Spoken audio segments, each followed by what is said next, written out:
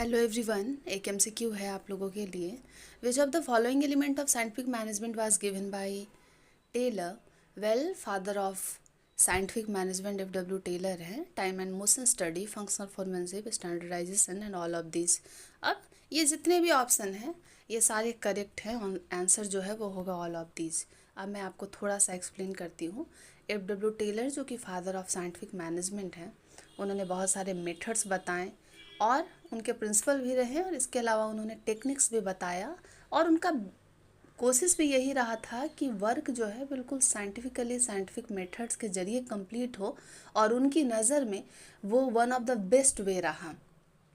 Time की study और motion की स्टडी किसी भी वर्क प्लेस में ज़रूरी है, खास करके जब एफ.डब्ल्यू. टेलर जो कि शॉप फ्लोर पर काम कर रहे थे, जहां प्लानिंग डिपार्टमेंट और प्रोडक्शन डिपार्टमेंट खास करके वो नज़र आता है, तो वहां पर अननेसेसरी जो टाइम वर्कर्स ले रहे हैं और टाइम का वेस्टेज कर रहे हैं, ये भी सही नहीं लगा उनको। और उन्होंने बताया कि हमें समय का प्रॉपर यूटिलाइजेशन करना चाहिए ताकि ऑर्गेनाइजेशन इफेक्टिव एफिशिएंट हो। और इसके अलावा मोशन स्टडी कहता है कि अननेसेसरी यहाँ से वहाँ वर्कर्स का घूमना जो है वो भी टाइम को वेस्ट करता है।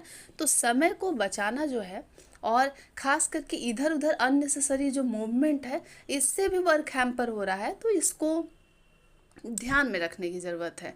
दूसरी बात, फंक्शनल फोरमैनशिप, उसको कहते हैं हम पंचों का सरदार।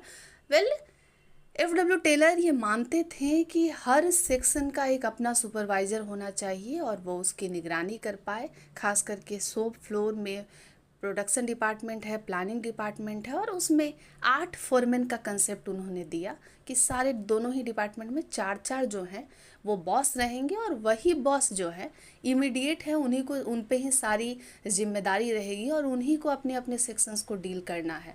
तो हर एरिया का जो स्पेशलाइज्ड सुपरवाइज़र होगा वो उस एरिया की निगरानी करे, तो काम अच्छे तरीके से होगा और कहीं ना कहीं प्रोडक्शन सही जाएगा और ऑर्गेनाइजेशन इफेक्टिव एफिशिएंट भी हो जाएगा।